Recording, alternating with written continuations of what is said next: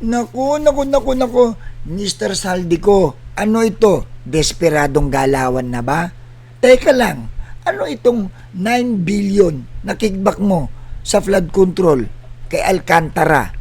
Paldong-paldo ka. At teka, ipaalala ko lang, ang ating presidente, nung nakaraan lang, nasabi niya na magpapasko na raw itong mga sangkot sa katiwalian sa kulungan. Aba, isa ka dun, di ba, sa napangalanan?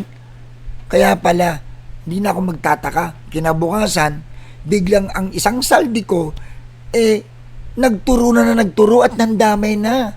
At teka, biglang sangkot na si PBBM, biglang sangkot na ang DBM at ang House Speaker, former House Speaker Martin Romualdez. Ang galing ng pagkakatagni-tagni, no? Teka, yan ba ang epekto ng ex-deal? Mukhang may nagangarap na bang ex-deal kung kaya't yung galawan ng mga kumakalaban sa administrasyon, gayang-gayang mo na rin? Mukhang nangangamoy Halata ba?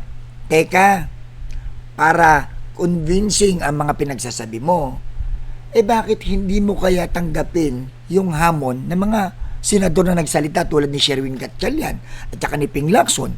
Di ba sabi nila, umuwi ka ng Pilipinas, mag-take out ka, dalhin mo ang mga ebidensya mo para malaman at magkaalaman, ma-authenticate kung gaano katotoo ang mga salaysay mo.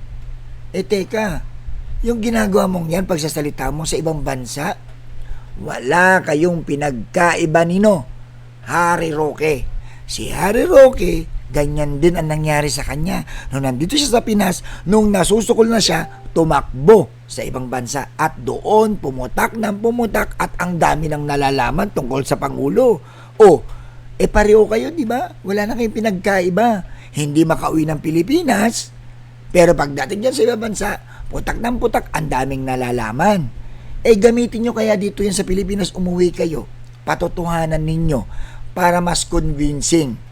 Hindi nyo na maluloko ang sambayan ng Pilipino. Marahil, maluloko kayo yung mga taga-suporta lang sa ka-ex-deal mo.